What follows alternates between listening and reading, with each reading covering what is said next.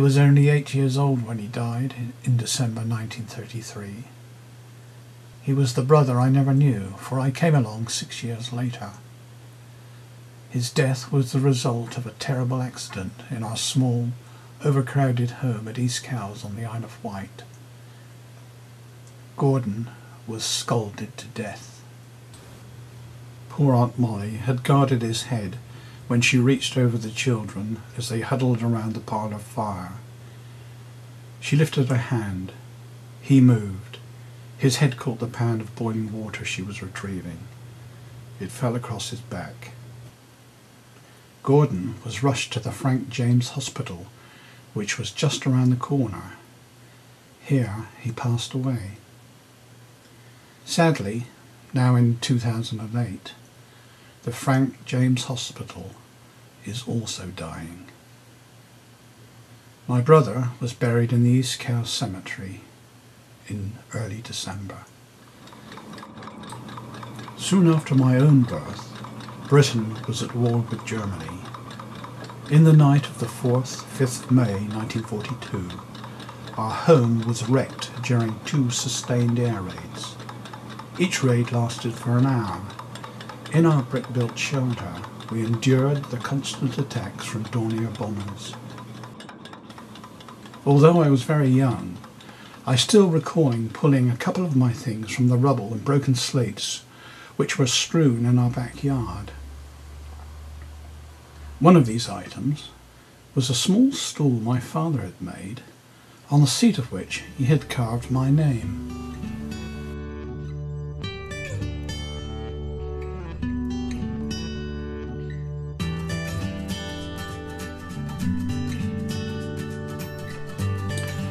After a lifetime, this is my new den. Inside there are many treasures from my past. You will first notice the display cases containing the models which over the years I made to aid the visualization of my aviation art.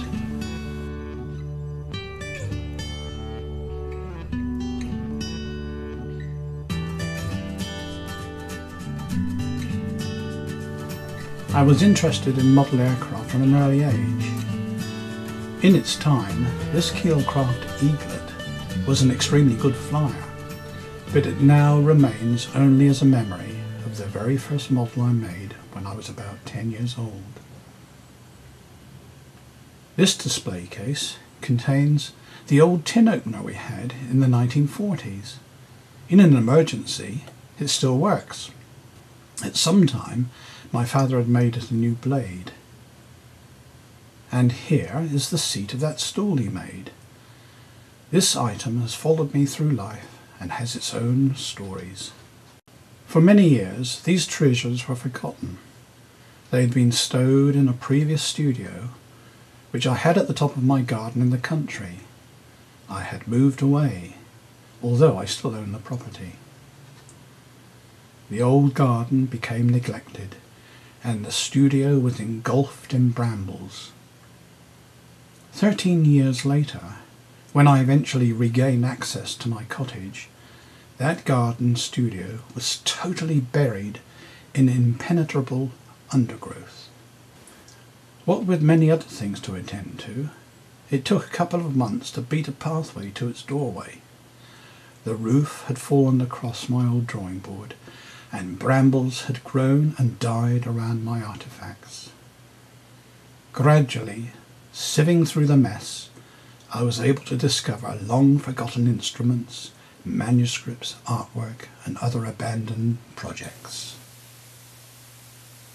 There were many worthless items of great value. Within my small photographic darkroom, festering boxes contained sodden papers and sheets of film. These were all for the bonfire. Mysterious, evil-looking bottles with mould, speckled, unreadable labels were moved at arm's length to be corralled and disposed of. But there, in a spider-filled corner, was my stash of old 8mm cine films. These just might be saved. Now those films, along with other items, were transported to a safer shed and laid down for later inspection. It took 18 months to restore the garden, and then the cottage was sold. A couple of years later, which included another home move with its necessary do-it-yourself projects, those old films again came to light. It was time to investigate.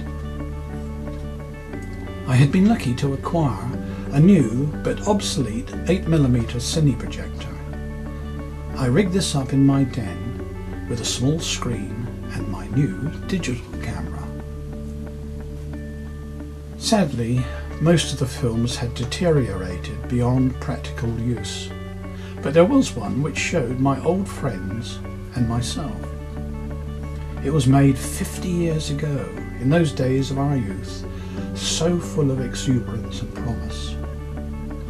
Here follows the action as filmed, but with a soundtrack overlay made possible by today's technology. It is entitled The Chase and The Flight of the Austin 7.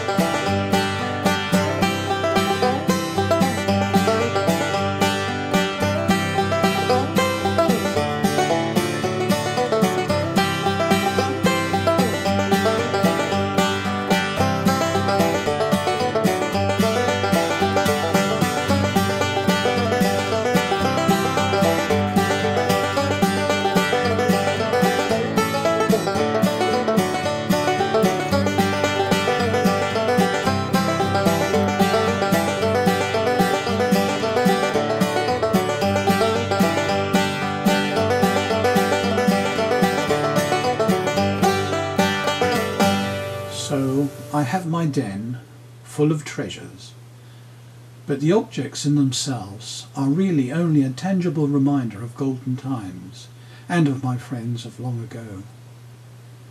We all have our own dens, which are our minds, and the memories within them are our treasures. So cherish your friends while you still have them. Be kind to one another.